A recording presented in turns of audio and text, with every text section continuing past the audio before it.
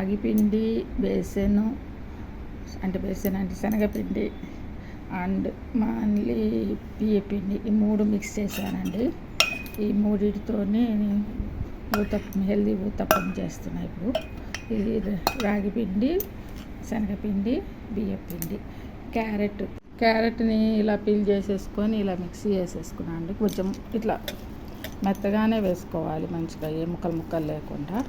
దీన్ని తీసుకొచ్చి ఈ పిండిలో కలిపేస్తాను అన్నమాట. ఇప్పుడు ఆనియన్ కూడా ఇంత సన్నగా దొరుకుని దీంట్లో కలిపేసుకుంటాను. తర్వాత నెక్స్ట్ ఇంకేముంది, ఉప్పు వేయాలి,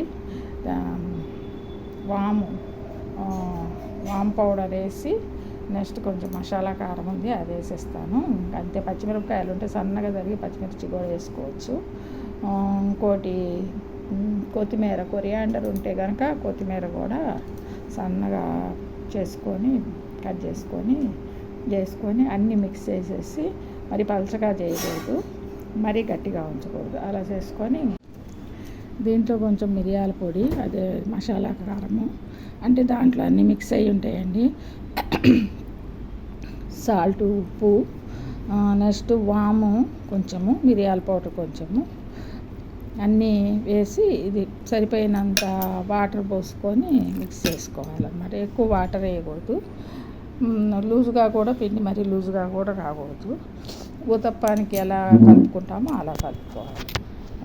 కొంచెం వాటర్ పోసుకోవాలండి. కొంచెంసేపు ఇలా మనం చెయ్యాలి. ఎందుకంటే ఉల్లిపాయల్లోంచి వాటర్ వస్తుంది. దానివల్ల ఏంటంటే మనం ముందే వాటర్ ఎక్కువ పోసుకొని కలుపుకున్నాం అనుకోండి, బాగా లూజ్ అయిపోతుంది కొంచెంసేపు అట్టే పెడతారు కదా. అందుకని కొంచెమే వాటర్ పోసుకుంటూ కలుపుకోవాలి. ఇప్పుడు పిండి రెడీ అయింది. దీన్ని మనము ఊతప్పం లాగానే కాకుండా పకోడీలాగా కూడా చేసుకోవచ్చండి. కానీ పకోడీలకి మనకు ఆయిల్ ఎక్కువ పడుతుంది. అప్పుడు మనం ఎంత ఇట్లా గట్టిగా చేయక్కర్లే. ఉల్లిపాయలు కొంచెం ఇట్లా కనిపిస్తూ ఉన్నాయేం కాదు, బాగుంటుంది. కానీ దానికి మనకు కొంచెం ఏంటంటే ఆయిల్ బాగా ఎక్కువ పడుతుంది. మనం ఆయిల్ తక్కువ తినాలన్నప్పుడు మనం ఇలా ఊతప్పంలాగా రొట్టెలాగా చేసుకుంటేనే మంచిది. దీనికి అల్లం చట్నీ ఉంటుంది చూసారా, అది చాలా బాగుంటుందండి. నా దగ్గర అల్లం చట్నీ ఉంది, అది పెట్టుకొని తిందాము అని ఇలా చేస్తున్నాను. దీన్ని నువ్వుల నూనెలో కాచుకుంటే పెనం మీద నువ్వుల నూనెతో కనుక చేసుకున్నాం అనుకోండి రొట్టెలాగా, చాలా టేస్టీగా ఉంటుంది. చాలా tasty recipe, healthy recipe. Carrot ఏ విటమిన్ ఉన్నది, ఆనియన్ ఒంటికి చలవ. నేను ఇలా మీకు చూపిద్దామని పిల్లలకి ఇలా కొత్త రెసిపీస్ ఈజీగా చేసుకునేవి చూపిస్తున్నానండి. ఇక ఈ స్టేజ్లో మనం కొంచెం సేపు మూత పెడితే ఉల్లిపాయలో వచ్చే వాటర్ అంతా వచ్చేస్తుంది. తర్వాత ఇంక దాన్ని బట్టి మనం ఇంకేమైనా కొంచెం యాడ్ చేసుకోవాలి వాటర్ అంటే చేసుకోవచ్చు అవసరాన్ని బట్టి. లేదు ఇదే సరిపోతుందంటే ఇదే చిన్నగా వేసుకోవాలండి, పెద్ద సైజు దోశలాగా వేయకూడదు. ఇంకోటి ఏంటంటే ఇలాంటి రెసిపీస్ మనం చేసుకోవటం వల్ల ఏమవుతుందంటే మనము ఎక్కువ కార్బోహైడ్రేట్ వెళ్ళదు మన బాడీలోకి. ఏంటంటే ఎక్కువ వెజిటబుల్స్ తీసుకుంటాం కదా, దానివల్ల మనము వెయిట్ కూడా తగ్గుతాం అన్నమాట. హెల్తీగా ఉంటాం, బాడీ హెల్తీగా ఉంటుంది, స్ట్రాంగ్గా ఉంటుంది. అది చూడండి ఇప్పుడు సరిపోయింది. ఈ స్టేజ్లో నేను కాసేపు మూత పెట్టి ఉంచుతానమాట. ఉంచితే ఈ వాటర్ తోటి అది ఎంత లూజ్ అవుతుంది సరిపోతుంది.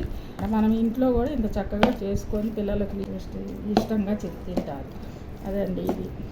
దీన్ని కాసేపు మూత పెట్టి ఉంచుతాను. తర్వాత పెనం మీద వేసిన తర్వాత మీకు చూపిస్తాను. ఓకేనా అండి. పిండి ఇలా ఉంటే చాలండి. ఈ మాత్రం ఇట్లా ఇంత స్మూత్నెస్ చాలన్నమాట. ఇంతకన్నా లూజ్ చేయొద్దు, చేస్తే మళ్ళీ అది ఊతప్పము గుచ్చుకుపోతే కష్టము. దీంట్లో కొంచెం గోధుమ పిండి అలాంటి జిగురు పదార్థం ఉంటే కనుక పలచగా కూడా వేసుకోవచ్చు. కానీ నేను వేసింది రాగి పిండి, శనగపిండి, బియ్యం పిండి కొంచెము, అందుకని మనం ఇలానే ఉంచుకుంటే బాగుంటుంది. ఇప్పుడు నేను దీనికి మూత ఇలా పెట్టుకోవాలండి. మీడియం ఫ్లేమ్లో పెట్టుకొని మూత పెట్టుకుంటే మంచిగా మూత మగ్గిపోతుంది అన్నమాట. అది మనం పెట్టిన మూతకి అది చక్కగా మగ్గుతుంది.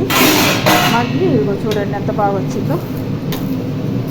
ఇట్లా అది తిప్పాను మంచిగా ఉడికిందన్నమాట.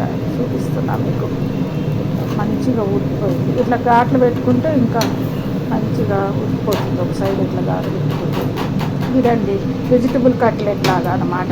దీంట్లోకి అల్లం పచ్చడి వేసుకొని తింటే సూపర్ టేస్ట్ ఉంటుందండి. చిన్న చిన్న ముక్కలుగా కట్ చేసుకొని అల్లం పచ్చడిలో ముంచుకొని తినాలండి. చాలా టేస్టీగా ఉంటుంది. పిల్లలు మీరందరూ ట్రై చేయండి. ఇది కొంచెం పెద్దగా వేసాను, రెండోది కొంచెం ఎక్స్పీరియన్స్తో పెద్దగా వేసాను. చూడండి, దీనిని ఇలా 4 వైపులా ఇట్లా వస్తుందా చూసుకొని మనము దీని మీదకి ఎక్కించుకొని తిప్పుకోవాలన్నమాట. చూడండి ఎంత బాగుంటుందో ఇదనమాట. ఇప్పుడు మనం సిమ్లో పెట్టేసుకోవాలి. సిమ్లో మనం వేడైన తర్వాత ఇలా కొంచెం పెద్ద సైజు కూడా వేసుకోవచ్చు. వస్తున్నది చూసుకొని వేసుకోవాలి. వేడివేడిగా తినాలండి. వేడివేడిగా తింటే చాలా టేస్టీగా ఉంటుంది. అల్లం పచ్చడిలో పెట్టుకొని తినాలన్నమాట. ఏమంటే ఎట్లుంది? మీకు పెట్టాను కదా,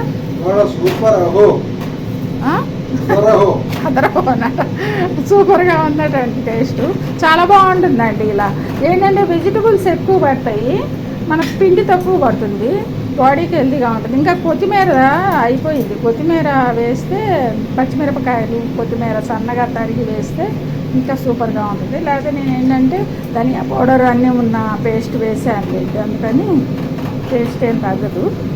అది గ్రీనరీగా కూడా ఉంటుంది అన్నమాట కొత్తిమీర వేస్తే. చూడండి ఎంత చక్కగా కాలుతున్నదో, సూపర్గా. అది చాలా బాగుంది. ఏంటండి చెప్పండి. ఇంటి భోజనంలో ఉంది. హోటల్ కంటే చాలా బాగుంది.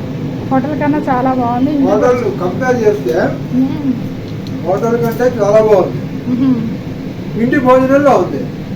అదే మరి ఇంట్లో మనం చేసుకుంటే ఆ టేస్ట్ వేరుంటుంది, హెల్దీ అనమాట. బయట ఏంటంటే ఆయిల్ ఏదంటే అది వాడతారు, పిండి కూడా ఏది వాడతారో తెలియదు మనకు. అందుకని మనం 2 తిన్నా కడుపు నిండుతుంది. ఇది గ్యాస్ రాదు, గ్యాస్ట్రిక్ అవ్వదు. మనము 2-3 కూడా తినగలుగుతాము మెల్లగా. పచ్చడి కూడా హెల్దీ పచ్చడి చేస్తాం కదా, మినపప్పు, శనగపప్పు, కొంచెం అల్లము వేసి పేస్ట్ లాగా చేసి, చింతపండు కొంచెం, మామిడికాయ కానీ చింతపండు కానీ పులుపు కోసం ఏదైనా వేసుకోవచ్చు. అందుకని మనకు అది కూడా హెల్దీది కాబట్టి, ఇవన్నీ హెల్దీ ఐటమ్స్ కదండి. దాంతో ఫైబర్ రిచ్వి, అందుకని టేస్టీగా ఉంటుంది, హెల్తీగా ఉంటుంది, దండిగా ఉంటుంది. పిల్లలకి ఒక 2 తిన్నా కూడా అది బ్రేక్ఫాస్ట్ చేస్తే మళ్ళీ లంచ్ టైం వరకు కూడా మనకు చక్కగా ఆగుతుంది, 2 తిన్నా కూడా. అదండి. ఓకేనా అమ్మ? Okay, bye. ఈ స్టీల్ ప్లేట్లు కదా, మీకు ఇలా బోర్లు ఇచ్చేవి కూడా దొరుకుతాయి, పైన పట్టుకోవటానికి నాకుంది. అలాంటివి అయితే ఈజీగా ఉంటాయి, అలాంటివి కూడా పెట్టుకోవచ్చు. ఇదండి ఈ recipe. Easy recipe, healthy recipe, tasty recipe. మీరు కూడా ట్రై చేసి నాకు నా ఛానల్ని సబ్స్క్రైబ్ చేసుకోండి. మీకు ఇలాంటి ఈజీ రెసిపీస్ చేసి చూపిస్తూ ఉంటాను. ఇవే కాకుండా రకరకాల ఐటమ్స్ కూడా ఏవో నాకు తెలిసినవి నేను చేసుకునేవి మీకు చూపిస్తాను. ఓకేనా? Okay, bye.